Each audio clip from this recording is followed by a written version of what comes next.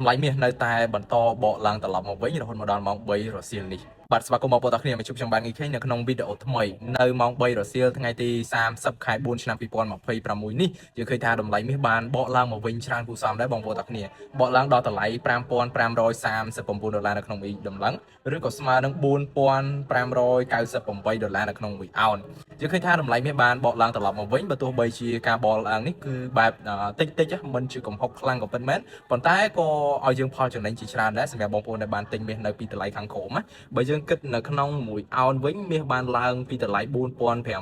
ហូតមកដល់ $4,610 ចឹងចូល$100ដែរបើជាតម្លឹងគឺជាង$100នៅក្នុងមួយតម្លឹងចឹងក៏ជាចំនួនមួយច្រើនគូសំដែរបងប្អូនទាំងគ្នាចឹងយើងឃើញថាតម្លៃមាសបានឡើងមកខ្លះហើយក៏បានឲ្យបងប្អូនដែលបានទិញក៏ចំណេញខ្លះប៉ុន្តែនៅតែមិនទាន់ជាតម្លៃដែលខ្ពស់ខ្លាំងទេនៅតែជាឱកាសនៅក្នុងការទិញឡើងដដែលសម្រាប់បងប្អូនដែលមិនទាន់មានគណនីអាចធ្វើការបើកគណនីត្រៀមនៅក្នុងការទិញមាសនៅពេលដែលមាសមានការ retracement ធ្លាក់ចុះមកវិញចឹងបងប្អូនអាច join នៅក្នុង channel Telegram និង follow page Facebook ផ្លូវការដើម្បីទទួលបានព័ត៌មានថ្មីៗបំផុតក៏ដូចជាសាកសួរព័ត៌មានលម្អិតអំពីការទិញមាសស្រស់ដោយមិនចាំបាច់ទៅដល់ហាងផ្ទាល់គ្រាន់តែបើកគណនីនិងទទួលបានតម្លៃពិតជាក់ស្ដែងតម្លៃមិនបូកបន្ថែមពីទីផ្សារអន្តរជាតិងាយស្រួលខ្លាំងមែនទែន